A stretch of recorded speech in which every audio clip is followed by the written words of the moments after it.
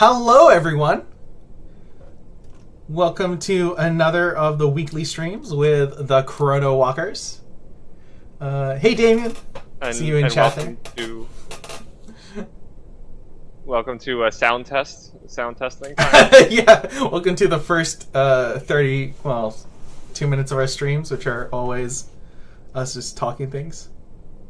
Oh no, what's broken? Test 1 2 you 1 broke 2. the silence. That's what's Oh, broken. I broke the silence. Oh, okay. Scaring me, Damien. Sound is good. Cool. Sound is good. Yeah, I know. I can actually hear what you're saying. This is crazy. You might be a tiny bit louder than I am, but yeah, I mean, I can put myself down because we want ourselves the same, and I guess that gives our viewers more control over what they want to hear. So, yeah, that is the correct reading. So yeah, this week we're gonna do a little bit of a walk backwards in time. I guess we'll start with some newer stuff, and then move to some older stuff. And who knows, maybe this will be another 2-part stream. It depends if we can restrain ourselves or not talking about each card. But yeah, the thought today is... Yes, but they can't. Narrator, they wouldn't. They would fail. But yeah, no, the theme is... Do put yourself down. Uh-oh, wow. Oh, don't... That's a very important NT that got dropped there. Or maybe, you know, that's what he wants to say. But yeah, the theme is cards that deserve better because, I mean, Genesis has, like a decent history. It's not maybe as many sets as some other games, but we've got some older cards. And we've got enough that there's some cool mechanics and cool cards that never really saw play.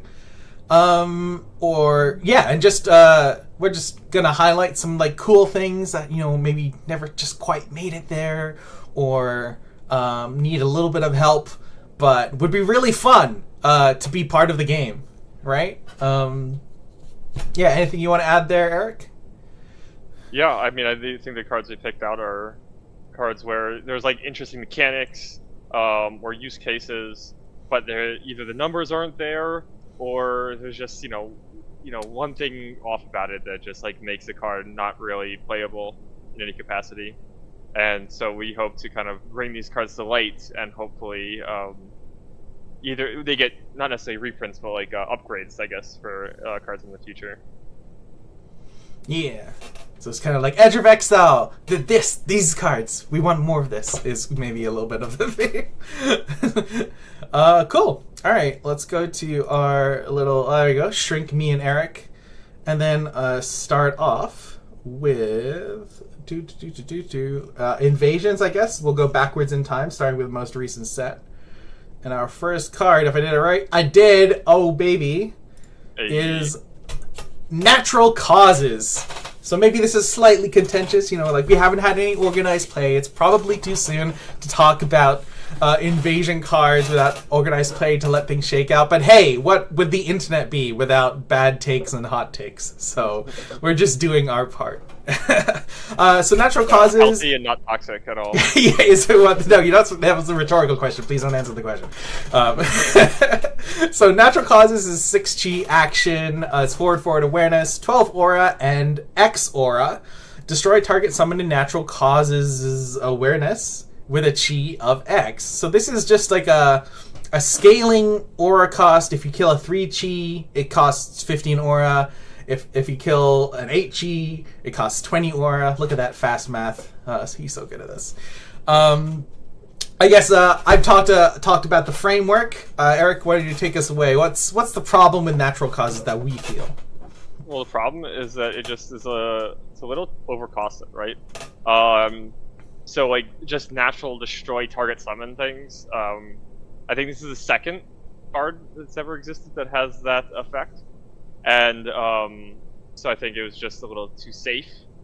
So, spending 20 aura to kill a 25 aura Angel Retribution sounds nice, but spending 15 aura to kill a 3 chi is yeah.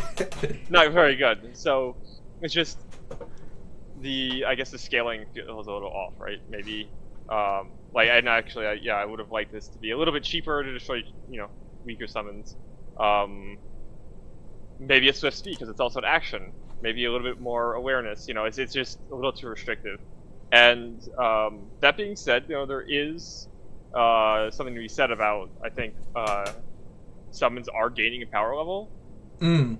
So there's a possibility that this card could see play in the future with strong enough summons. Yeah, though part of their gaining in power level is they're also going down in cost. Unfortunately, right? Like seeing powerful 8Gs that are like 18 aura is normal these days. Yeah. So now, and when your answer costs more than the threat, then that's bad. Yes, I think something you'll hear us say fairly frequently, but probably said it already, is that and if you're familiar with card games, you're familiar with this saying, which is there are no wrong threats, there are wrong answers. Like obviously that's not a strictly thing, like you could pay the worst threat in a card game and it wouldn't do as well as a stronger threat. But generally, like answers, because they're conditional, because they're trying to answer something your opponent is doing, if you have the wrong answer, that's just a dead card in hand, or that's just like it's going to cost you more than it should.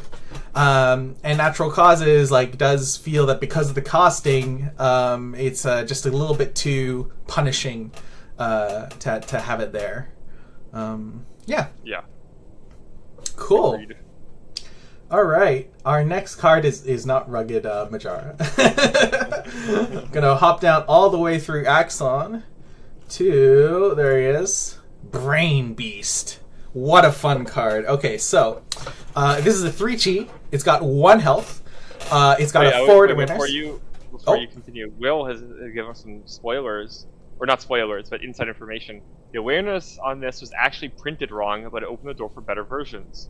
Okay. So that's interesting. Yeah, because I was gonna say that I feel like the tsunami awareness might have made it, a little bit better, because at action speed it could be kind of hard to get it going. Yeah, was it tsunami awareness? I actually don't know, but if you can, let us know. It's gonna be like it had the forward awareness, like it was, and it got printed with more. And yeah, it's so tsunami awareness. Yeah. Okay. Okay. Okay. It was tsunami, or was it forward? I don't know when he said that. Yeah. Who knows? I mean, there's the 5 to 10 second lag, so it's hard to say.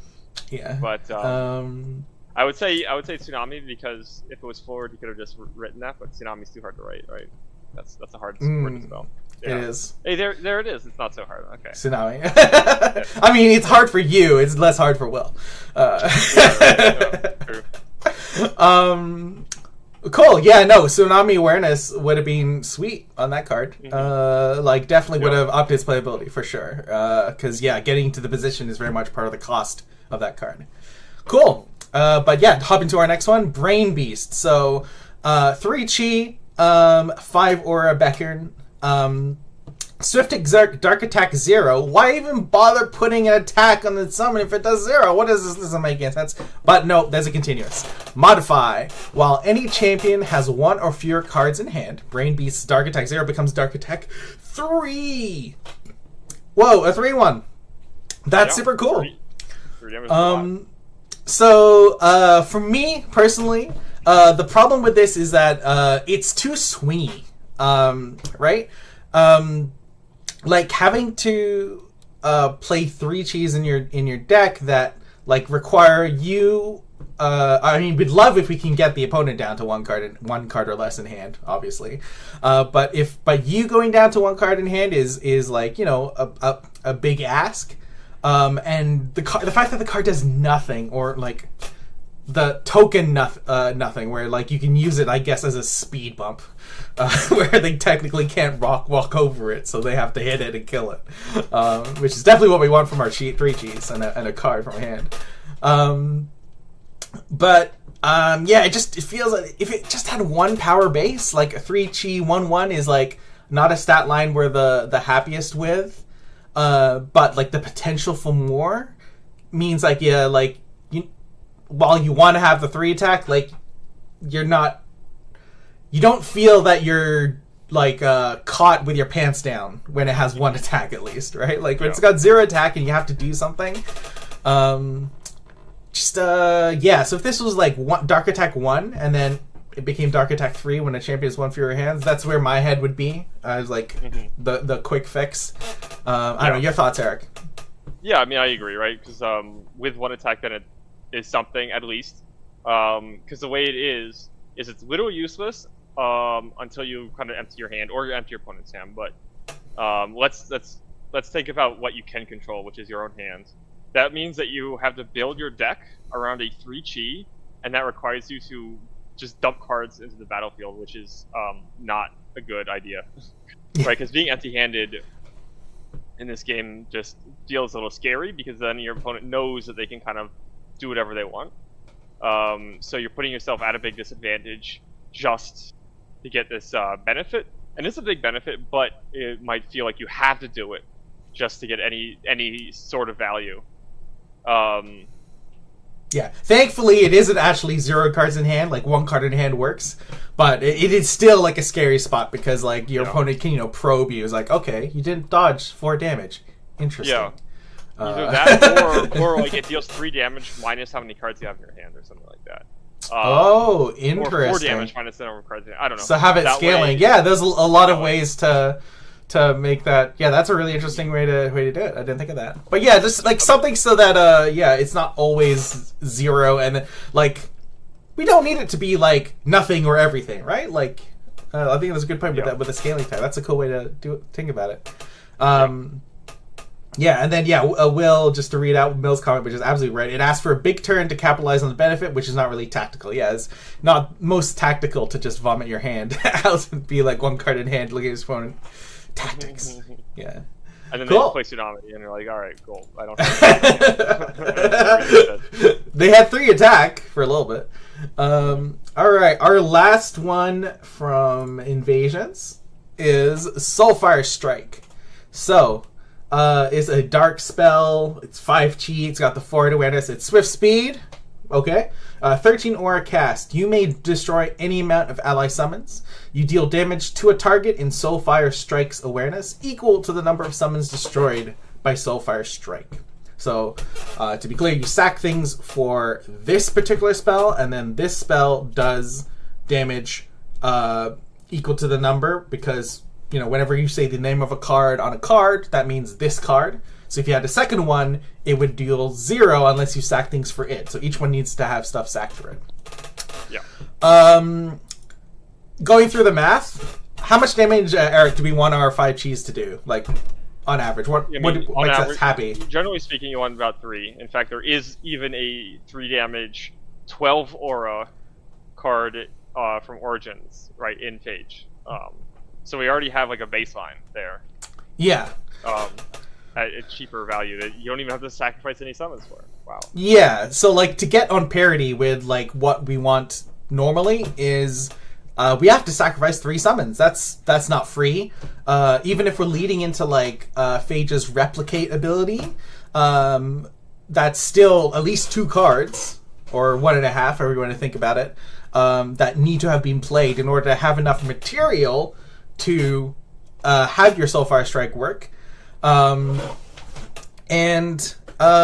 mean, you're also giving up the board presence that those summons could have provided, right? Because you didn't just play, like, theoretically, you're not just playing summons to just put them out and then eat them up.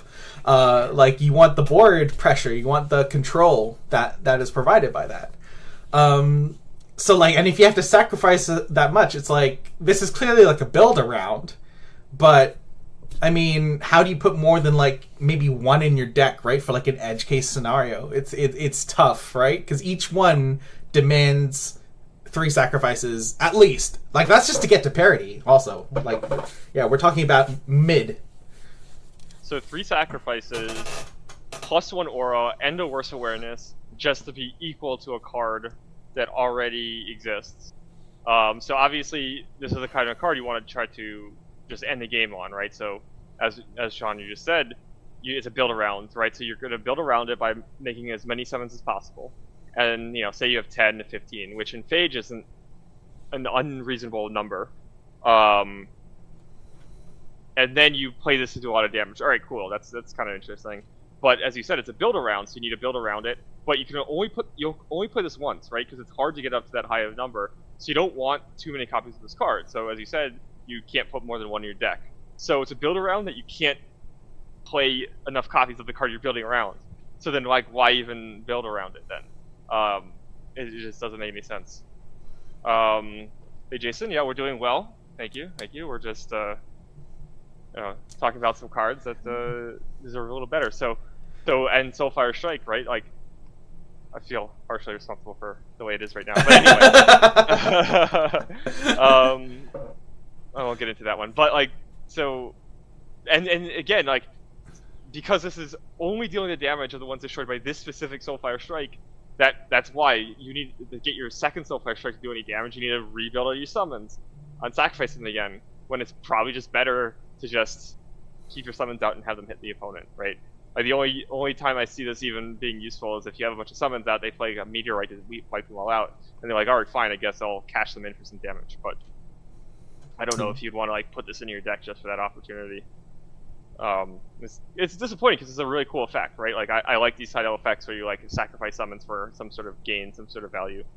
Yeah. One of my favorite things to do in card games is betray the people that I've brought out. I mean, let's go, team. Okay. They serve a usefulness, it's for the greater good. My greater good. And we don't have universal healthcare in the arena, so like, if we're injured or hurt, like, what are we gonna do? It's true. Is Magic Canada? Did you just make Magic Canada because everything heals at the end of turn, or all the other games that do that where everything heals up? Yes, Will. That's what happened. But there's lots of knobs. So, like, I mean, like, there's room for just smaller versions of this effect, right? Where it does, like, say it did 2 damage, but then you could sack 1 summon and then it does 4 damage, right? Like you could make stuff booty, and there's lots of room for this kind of effect. I'm excited for the future because I'm sure we'll see more of this. But that's why you want to highlight it, because it's like, this is a cool effect and it just doesn't quite get there. That's what the theme of this is. This is very positive. This is not like the worst cards in Genesis. We hate these. No, this is that was my idea. Sorry. that was Eric's idea, and then I massaged it to make it. It's the cards that deserve better. Like, he's like, we can help them. We can lift them up. We all lift together. Yeah, you can tell we're not good at this clickbait thing, and spreading anger and hate on the internet. Oh well, we're trying to improve everything. Anyway, a little bit of tangent. Yeah, it's just like, this card is a cool kind of style that I like, and it's a shame that it's basically unplayable. Yeah. Okie doke. So next, we want to go to, where is it? Go a little bit further back in time. Bow, bow, bow, bow. And take us into Origins. We're going backwards in time in this. The Origins of Genesis, the very first set ever made. Yeah. And to start with, I'm gonna have to say sorry to Jan Proudly, the other half. Yan Proudly, the other half of our of the Reels team, because he loves Manat, but Manat is our first or Minot. Is our first champion. So let's see. We got 130 aura, respectable amount of aura. 24 health, solid amount of health. 0 energy, that's fine. We make do. We're in Bellum and Axon colors, which, I mean, no one's going to complain about that. Some might be the best colors. And we got Swift Cast Exert. You deal 2 water damage. Don't forget they forward awareness too, right? Oh yes, forward awareness. Like, it's at the top, so I missed it. I'm used to it needs to be in the center. So Swift Cast Exert. You deal 2 water damage to target in your awareness. Yeah, solid awareness. Ooh baby. And then Action Ice Wall. 5 aura or 4 energy. Target spot in the arena is considered occupied this round.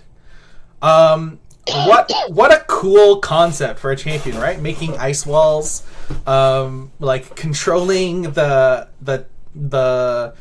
I don't know, the pathways of attack, like, just really solid concept.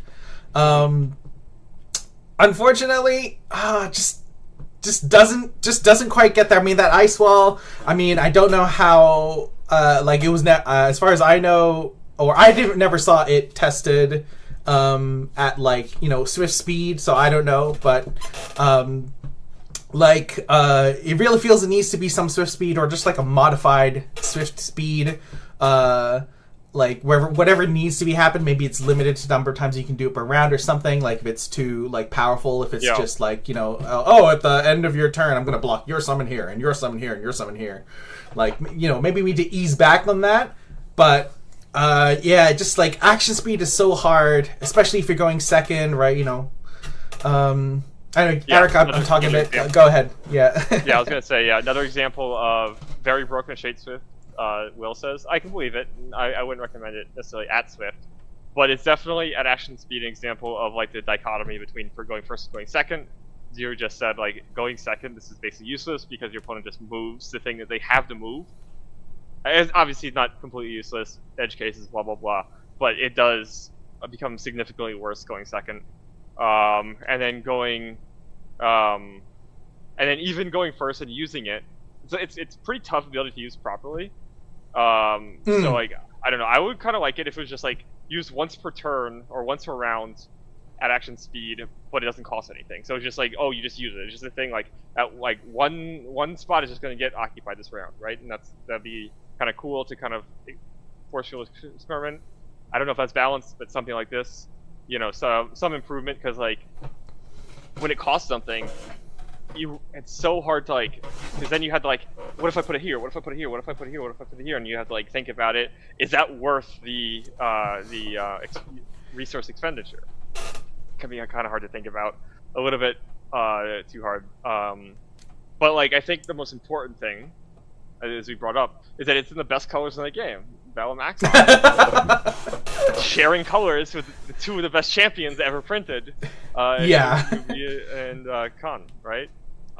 So like, on top of it being like a kind of an awkwardish ability, why would you play Minot over either of them, right? Like, it just doesn't make any sense. And it's a shame, because like, I when I didn't know anything about Genesis, when I was like gutting from the Kickstarter, right, almost 3 years ago now, I thought this was cool. I was like, oh, that's kind of cool. Like, I like these kind of effects, like arena control effects in an arena style card game. But it just doesn't do anything. I don't know. There's a lot of ways to do it. Maybe not only you can occupy a spot, but also freeze, you know, the things on the spot or something like that. Maybe that's super broken, but like something's gotta, you know, go give, I guess. But yeah, that's my rant about it. Yeah. So yeah, just like all the other cards, great design direction. Just needs a little help to be playable, because we love the questions, we love what it brings up. All right, our next Raha out a bit. Yeah, I guess so. Yeah. Yeah. Our next. Our next two are kind of a pair in kind of the timbre, the texture of what we feel needs to be fixed. But the first one is Essa. I remember when I saw Essa for the first time and I saw that 3 reduction, I was like, holy cow, busted, what is this? It's nuts.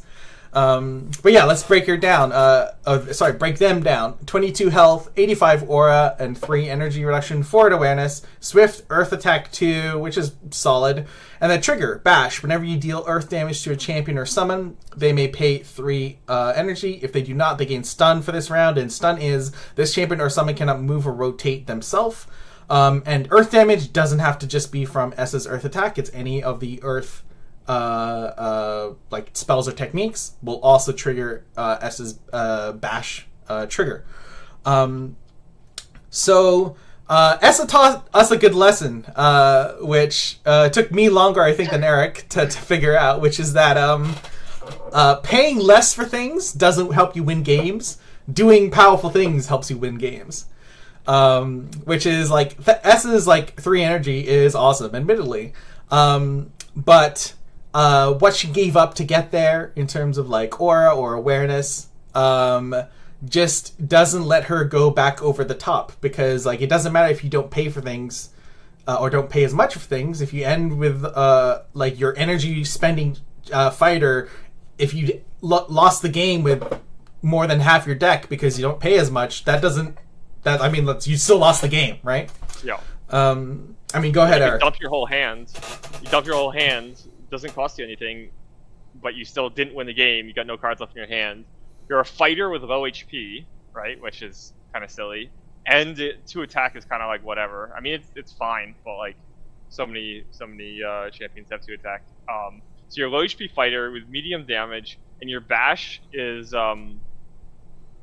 worse going second. So it's another example of like the going first versus going second, where if they already moved, they're like, I don't care, that doesn't matter to me, like whatever. I mean, they kind of do care, I guess, because they're like, I might want to pay because if I get stunned, then I can't move out of your combo. But again, Yeah, as there's it pays cool less, lines. The opponent pays more, and it doesn't matter because it's about the cards that you play, right? Yeah. And I find a lot of times, especially when I was like, early in Genesis building decks, I'd run out of cards before I ran out of resources, right? And that's why our first episode was about like aura and energy turns, because like you can up your resource usage because you want to end the game around at the same time you end out of resources. So I don't know. It's kind of annoying. There's a lot of issues with ESA, and I think a lot of things were undertuned because of the 3 fatigue. 3 energy reduction. And we see with Oni, the new Oni, also has 3 energy reduction, but has the 3 damage, has like 2 really strong abilities, and is also in the best colors for it. So, and if you notice a pattern here, the best colors are anything in Axon. Just and so spoilers for, I guess, the at least for my champion tier list. Is we're losing the Odira tier, but we might be getting a new E tier, right? Oh no! All right, and our second one, like talking about resources and how paying less doesn't help us win. Kasha is kind of a similar position. So this is definitely supposed to be more of a spellcaster. We got 140 aura, 22 health. 4 awareness. We only have an action speed attack, though it is a drain of sorts. It's called a cast, but just for how it functions, champion or summon loses health and you gain 1 health. And the continuous blood convergence. Whenever you play an ability that costs health, you gain 1 health. So this is if you've seen the kinds of cards that cost health, they typically run in like the health is discounted, which kind of makes sense, right? Like instead of paying 15 aura, you pay 7 aura and 1 health. Like Blood Rush Shasa, 9 aura and 2 health for a 4/4, right? So normally it's 9 aura for a 3/3, so you're paying that 2 health, you get +1/+1, for an example. Yeah, and I guess to give Kasha the fair shake, also some sweet little interactions with paying health for your abilities, and like the breaks. Though unfortunately, in the colors we are the best. Well, we got one of the best breaks, which is draw break. But there's only one. There's only one break, I guess, in Kasha's color pair. But yeah, it's like this is fundamentally because it's for playing abilities. It's not like when you take damage. This is just another cost reduction, kind of like ESA, just for a smaller subset of cards. Yeah, like paying less doesn't help you with games. Doing powerful things helps you win games. So like paying less, even less for Blood Rakshasa, so that you only pay a 9. Like I built a Kasha deck, tried to make it work, and yeah, I would lose games with so much aura left over and so much of my an indecent chunk of my deck left over. So a couple things, right? Is at least when I built Kasha decks, I put like 10 draw breaks, maybe even 12. I can't remember, but. Yeah, similar. Yeah, healthy inspiration would be kind of interesting, yes. But, and hey, Jeremy, so, because you need to use her ability to try to gain some sort of advantage, because as you're saying, you're paying lesser things, so the draw break kind of helps you overcome that, decrease in cost with more cards, right? And that's like the best way I found you could use her. Will does bring up a great point, and something I was going to bring up as well. Kasha and S have the exact same health. And Kasha is supposed to be a mage, like a blood mage, blood wizard, and S is a fighter. Like, what's going on here? Yeah. So, who knows? Maybe there was some fear of Essa. Who knows? Like, first time seeing 3 in the energy slot, right? Yeah. But yeah. So like, but that's kind of annoying because then like, you have to put a bunch of cards that don't really do anything. That is, they draw breaks, right? They just help you filter your deck. So it kind of reminds me of the meme, the Invincible one. Look what they have to do to mimic your fraction of my power, right? Yeah. And that's like Nubia versus Kasha, right? Like Nubia just gets the cards. Kasha has to like put 20% of her deck as the draw break just to be able to use her ability to do something, right? And it was kind of fun. I like Kasha. I built some fun Kasha decks, but they were just not good enough. They weren't consistent enough. They couldn't output enough, and it's a shame because I think flavor wise she's pretty cool, right? Like having a blood magic would be kind of nice if she could naturally use that like blood magic to do something instead of like having to offset that with like a card like draw break. But yeah. I mean, it always feels fun redoing Kasha, but because of the draw breaks. It's just fun to draw cards. I don't know why. Super weird. But yeah, cool. And that takes us through all we wanted to mention on Champions and Origins. So you can add fixed Kasha as well. We're just laying out demands. We're just planning everything for Edge of Exile, I guess. All right, next one is I guess. Where is it? Sudden Vengeance with the full art epic version. Look at that. So this is like, I mean, it's a solid card. 8 chi, far front awareness is what they call that. So the like forward, left, and right, but further away. And it's got warp for 25 aura or 10 energy, so you're paying a lot no matter what. And then move to a spot adjacent to a target in Sudden Vengeance's awareness. And then we got a trigger execute. If you move because of Sudden Vengeance, then you deal 6 damage to a target adjacent to you. So yeah, I mean, Eric, you wanted to highlight this card, so why don't you take us away on... Yeah, well, first off, this was a spoiler that I had when I was... anyone knew who I was. But yeah, so like I think one of the things about this card is, I was hoping it would kind of break through and we put it on some lists and stuff like that, but it just never has. And I think one of the main issues, or one of the biggest issues, is it's very restrictive and overcosted, right? Or too conditional, right? So it does have 25 aura or 10 energy, so high cost, but you could pay one or the other.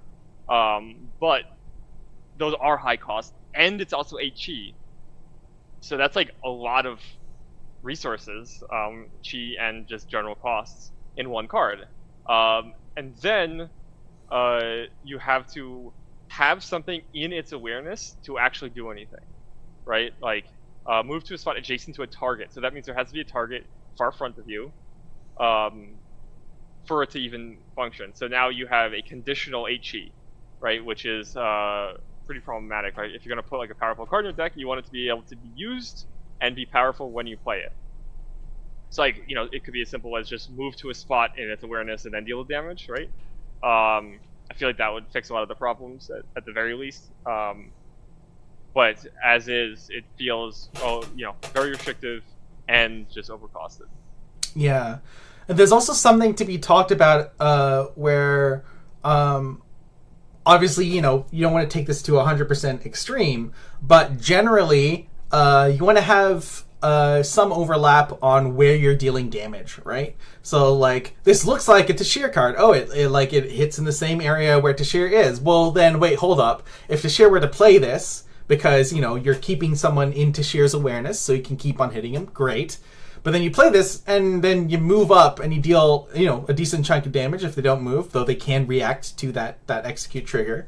But now you're kind of out of position for, like, the rest of your deck, and for what your champion traditionally wants to do. So there's almost like a weird little, like, non-bow synergy there. I mean, obviously, you don't want all your cards in your deck to be doing the exact same thing, like there's edge cases and stuff. As I said, don't take this to 100%. But you want to have a consistency of game plan that you can execute. So there's maybe a little awareness here. Maybe that means it's like almost a sideboard card. Or it's like, oh, this person keeps on running away from me. Or it's like Iblis or something. So like I want to like just get in there and deal the damage and hit them. But then HE sideboard, I don't know. Yeah, exactly, right? HE sideboard, it's a little tough. But, you know, one of the things I thought would be good with it, right, is with Hellchasm. Because you have Hellchasm. And the reason I bring up Hellchasm is because Kasha's in the art. This looks like it might be a Kasha card. They're both HE, they both deal 6 damage. But Hellchasm is AoE, so you're dealing 6 to everything in its awareness. Non-conditional, you can just play it. And you can be far away and deal the damage. You don't have to get close to them. But I thought, oh, you know, you could play Hellchasm and then you send Vengeance to, like, target a chasm, so it gives you something to target. But don't play bad cards, play good cards. Just put another Hellchasm in. Don't put, like, 6 Hellchasms and 2 sudden Vengeance. Just put 8 Hellchasms or whatever you're putting in your deck. Like, that just makes more sense. Plus, I think Hellchasm is just cheaper to play, right? So I think it might be, yeah. For much cheaper, and you know you don't have to get up in your opponent's face, right? So and yeah, that's also another thing is like you had to play it when you're away from your opponent to get the value, but if you're away from your opponent, but then you go up to them, right? So as you were talking about the Dashir example, if you're a fighter, you already want to be up in their face, so you're not gonna be able to play this if your game plan is working successfully. So if you're a fighter, if your game plan is not working successfully, it's worth it, which is you don't want your HE. And if you're not a fighter, you don't want to be up in their face at all. So like you don't want to even use this. Yeah, so this is why like sideboard grade makes the most sense. Like it's kind of like this person keeps on disrupting my game plan and getting far away, and I want to close. Like, but yeah, HE sideboard cards are always like feels a little bit tougher to justify them. So cool. All right. Continuing on into Thymos. Oh yeah, let's use all the epic arts. Let's go. Naja Cobra. So, 7 chi, 5 health, solid. Forward awareness, also solid. 16 beckon. Action speed beckon, and then we got a swift cast exert. 4 earth damage to a target in its awareness. This is also, you know, relatively respectable. A little, maybe like a little on the low side, but I mean, it's pretty solid, honestly. And then trigger cast. If Naja Cobra deals damage to a champion, then abilities played by that champion are increased by 3 energy this round. So it's like fatigue without being fatigue, because fatigue was a big kind of part of the origin set. And this kind of ties into Essa, I guess.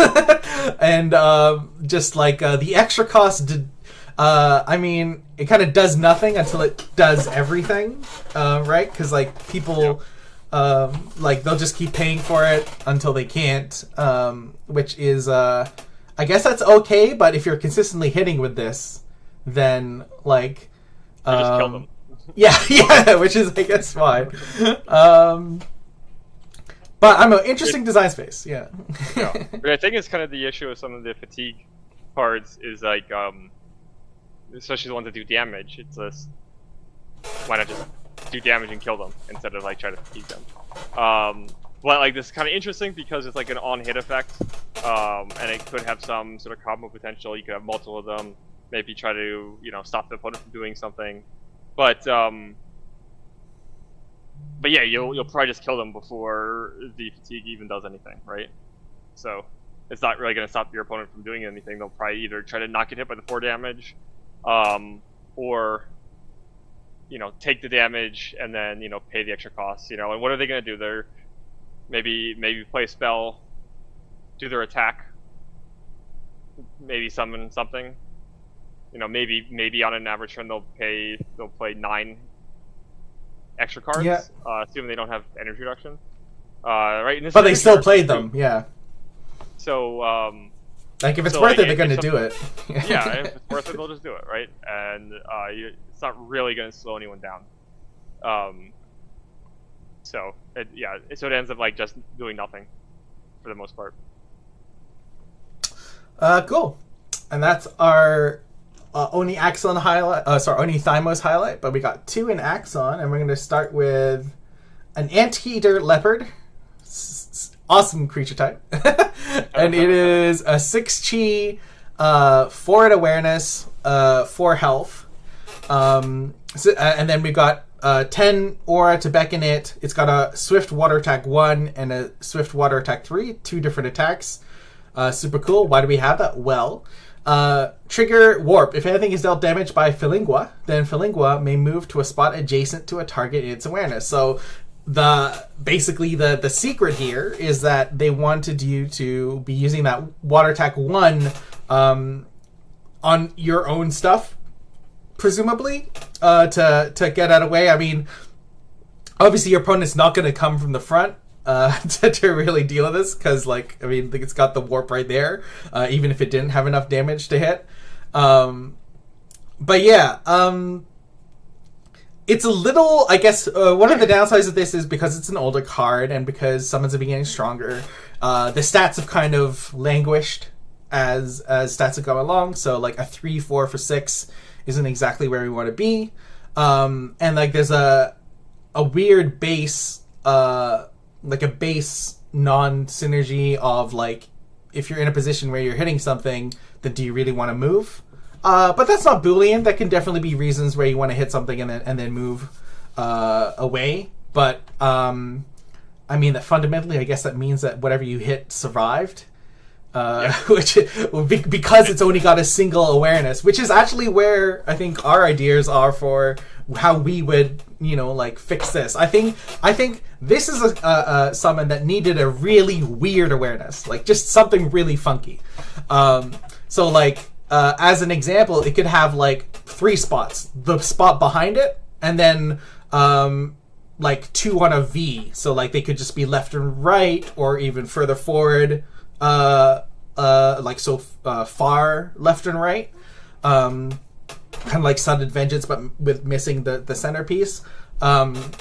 Like, just to make it so that, like, you've got something of a little bit of an attacker, and an option, but then you can have, like, if you keep one of your own little guys behind you, or just put Philingua in front of you, you can build your own, like, sort of like Kato, but you're not being Kato, where it can activate to attack you and then move somewhere else. Your thoughts, Eric? Yeah. Yeah, no, I mean, I agree. So having an increased awareness would give it more ways for it to actually be able to warp, because, like, as you're saying, it just with the forward awareness basically never gonna do its thing. But I think another issue is also it's just a 3-4 at 6 chi, right? So it's also, even that has a cool ability, it doesn't have the stats to really justify its its cost, I think, because I think there's 3-4s now at 5 chi, right? Yeah, 3-3 is below rate. You need something, whether it's a health, whether it's an ability. So I mean, and this is kind of a hard card to test especially when you start increasing its awareness. But as you were saying, you do think increasing the stats, maybe increasing awareness, give it more ways to warp, stuff like that. So it really feels like a really hard to pin down summon, something like that. But just another like. Yeah, like, it feels like it would be a really fun card if it just had a little bit more help, which is, I guess, our theme. Our next Axon card, I'm kind of stealing the show here by, like, being the first one to see all the cards and then getting to talk first, so I'll let Eric take lead on this one. That is Away. You mean take it away? Yeah, I'll let Eric take it away. Oh man, if I was smarter, that would have been a great segue. I can't believe you didn't say that. I thought that's what you were leading up to, and you didn't say it. I was like, oh my god. How did you mess that up? Anyway. Any Away. So yes. Okay. So this is like a nice, like, bounce effect, right? Return target summon. You've seen these in other games that it's like 1 mana, so it's a very weak effect in other games. But in this game, it's really interesting because it's a finite resource game. So bouncing something, and this is any summon, so you could do it on your own to get its effect or heal it or something like that. Yeah, sort of pseudo heal it. Yeah. Or knock it back to your opponent's hand, right? Like, say their angel or something like that, right? But it's a little overcosted, right? Like, it's 16 aura, and 6 chi, you like if you like say you wanted to replay a summon, so you're adding the cost of the summon plus 16 aura and the card that's 6 chi just to like re-get that summon, when it's probably just better just have another copy of that summon instead.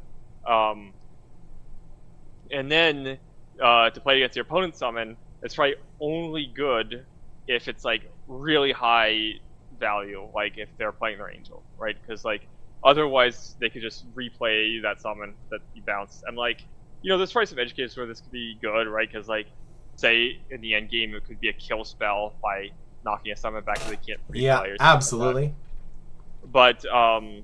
But as is, it is a little just too weak, and I think it's because it's like kind of a new effect of the game.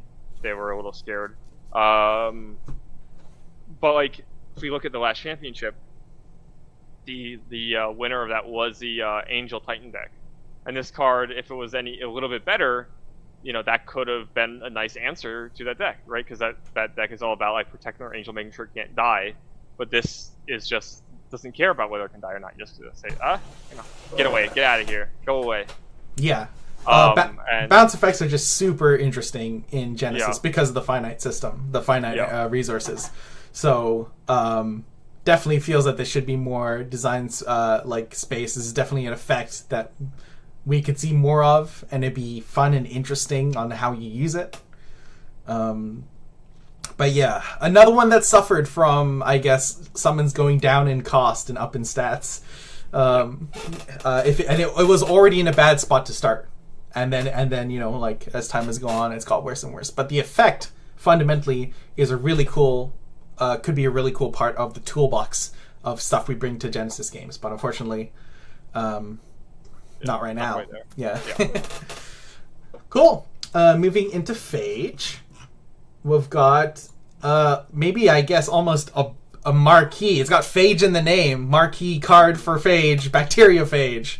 So 7 chi, 5 health, forward awareness, action, exert, and 23 aura to beckon. And it's only got an action speed, heavy attack 5, but it's got the replicate trigger. When it enters the arena, if it entered from your thoughts, you take a copy of Bacteriophage from the subconscious, and you place it on the spot adjacent to Bacteriophage, so you get 2 for the price of 1. Eric, you tried to make this work. How successful were you? Not very. Yeah, so this card has a lot of issues. I think we put it on like some of our top cards list when we were doing some of our previous videos, because it's a lot of stats, right? You have 10 for health, Phage, yeah. And 2 5 damage attacks, but they're action speed attacks, and action speed attacks are really hard to make work, first of all. And you are getting 2, but that just means that they're going to just tsunami you, right?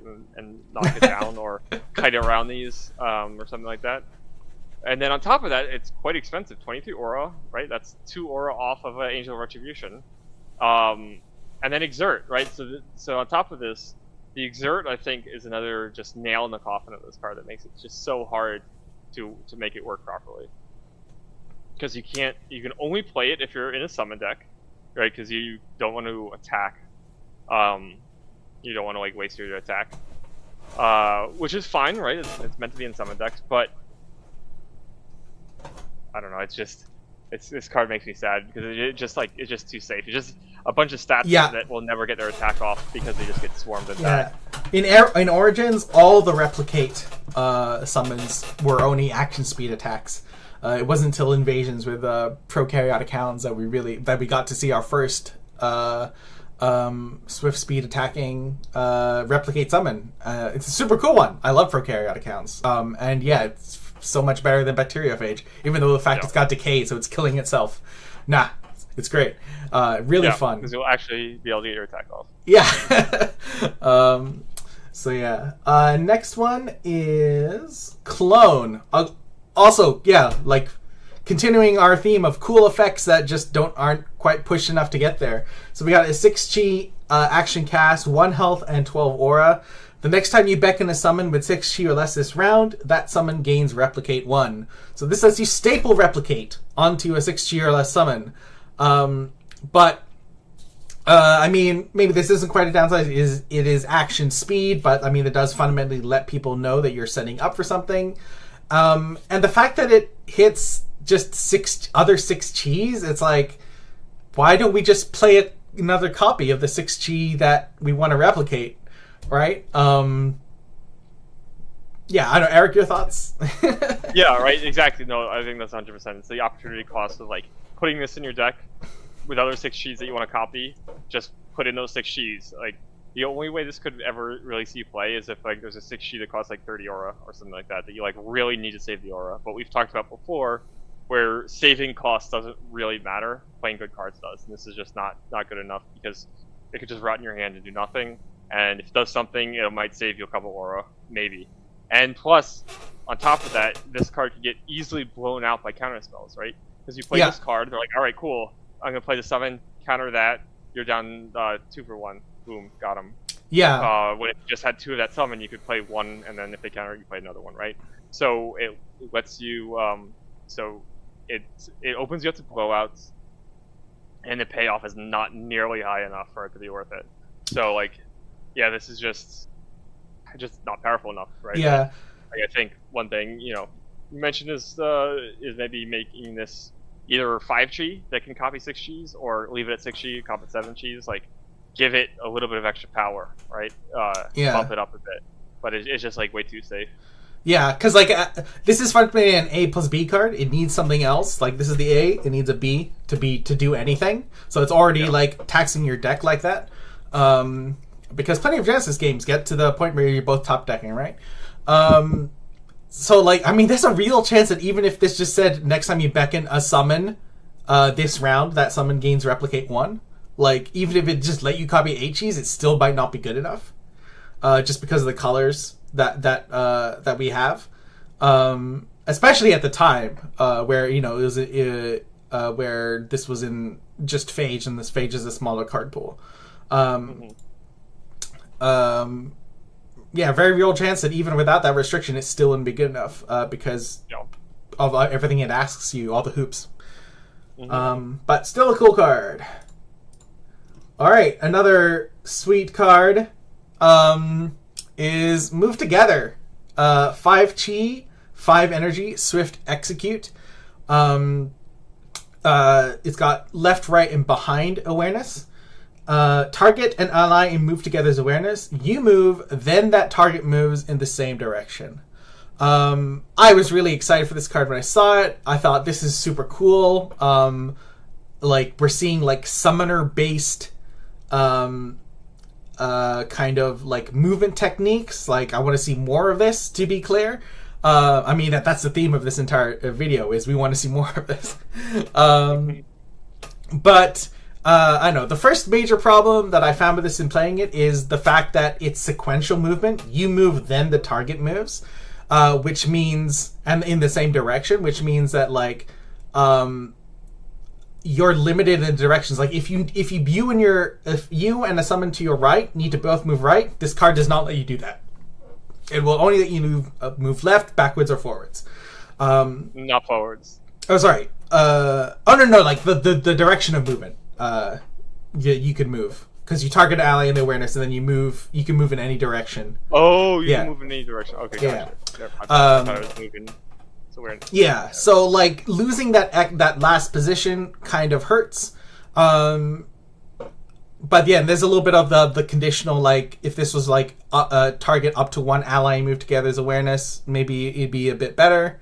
But yeah, the sequential move limits use cases more, and then it's already a hoop to jump through because you needed a dude nearby you in order to make this work. I know, Eric, your thoughts?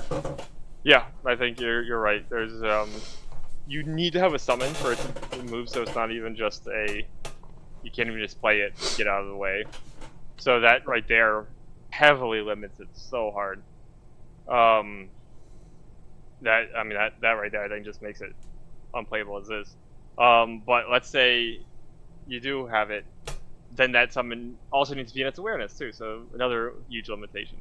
So I mean, there's a lot of ways you could do that, like make it so you can use it without a summon, but you can also use it with one, right? Something like that. Or the summon, or you get to choose which way you move, or who moves when, so that you can, as you were saying, like move the summon then move yourself or something like that, or vice versa. Yeah. And also, like, lastly, they're completely misspelled maneuver. Like, what is this? Just butchering proper way of spelling maneuver. That's crazy. Who would do something like that? I think that's the worst thing it's done. So, but anyway. Yeah. I mean, for all we know, all this needs is to drop a chi, and then all of a sudden, it's because it's letting you play more powerful summons. That's all it needs. That's a good point, right? Dropping the chi, right?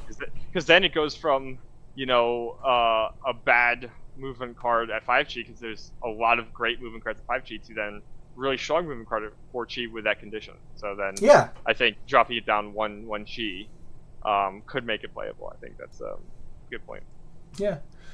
Cool. Drop it to 3 chi.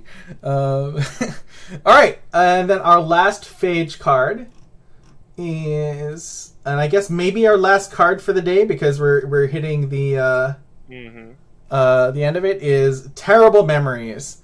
I was super excited for this card when I first saw it. Because I love this design space for Genesis. But 5 chi, forward awareness, swift spell, cast, 14 aura. Name a card. You deal X awareness to target champion in Terrible Memories awareness, where X is the total number of cards with that name in the champion's memory. So this is punishing people for playing 12 copies of a card, being like, this is the best card in this slot and this is all I'm going to play. This wants to get there and hit. And it gets better as the game goes on. Yeah. But so, I mean, we talked about this before with Soulfire Strike. It needs to deal 3 damage for it to be worth it. And it has a worse awareness, and it costs 2 more aura than the 3 damage 5 chi spell already in Phage in the same set. So it's already pretty limited there. So I would say you need to get 4 damage out of this at least for it to feel worth it. And then on top of that, to actually fill up the memories, that's not something that just happens every game. Not everyone will do that. So you might have to build your deck around filling your opponent's memories up. And as we've seen, fatigue decks are just not very good. So you kind of have to warp your deck around filling up their memories, or just put this as a sideboard card against decks that pay a lot of energy or something like that, just to have the chance at doing 5 or 6 damage or something. Yeah. So I would like to see this maybe do 2x the damage, maybe have a better awareness. Like it could do 2x, and then maybe there's a cap, like it caps out at some value, like say to a maximum of 6 or something. Like whatever you need to do to keep the game balanced, of course, right? Because we don't want it to scale like. I mean, the late game, if it's dealing 10 damage or 2, that's probably the same. But yeah, like this wants to be more for punishing people who are playing a lot of copies of cards, rather like so it being stronger in the early game and then not scaling to infinite, like just in general for games, maybe makes a bit more sense. It does nothing in the early game, right? So yeah, it's just kind of a dead card in your hand until they start putting cards in their memories. Yeah, and like remember that while I mean most of the time dealing damage to the champion is great, like summons are so solid that people are gonna have summons as well. So like we shouldn't discount the fact that this does not hit summons, right, at all. So like this is only doing one thing. And while hitting champions is more important than hitting summons, because that actually wins you the game, like that is a liability. So yeah, that's a good point. Cool. So that's kind of our first half of this stream, I guess. So this was in fact a 2-parter. Shock and horror. The Chrono Walkers have enough content to talk on multiple days for a single topic. Or we just talk too much. Or we just talk too much. You be the judge of that. But please don't judge us too harshly. But yeah, we're halfway through, or almost fully the way through, actually, Origins, and then we'll be bouncing back to J2, I guess, for the last set that we'll look at this, because that's kind of like the accessible all like pseudo accessible cards. That's pretty much as far as we want to go back for players. We don't want to talk about other stuff. Yeah, if there's cards you feel we missed in Invasions, which is maybe our the most conscientious ones, but they're not being organized play. Like, we're ready to have egg on our face once organized play comes around.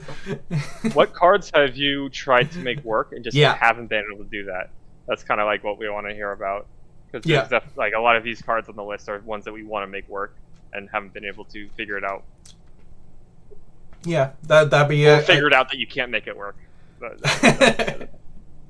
Yeah, so that'd be a great help. And hey, maybe if there's one that we've missed, it'll be in next week's stream even. So yeah, please leave a comment, because we'd love to hear your thoughts. Yeah, as always, like, share, and subscribe, so that like our tiny little little window that we're throwing messages in the bottle out like gets bigger, or the reach gets larger. And hopefully you enjoyed today's stream. Yeah, and we just want people to talk about Genesis and have fun with it. So the more people that do that, the better it is, right? Yeah. But yeah, hopefully everyone enjoyed it.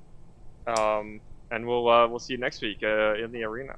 Yeah. See ya. Well, I always wave with the wrong hand. Okay, there you go.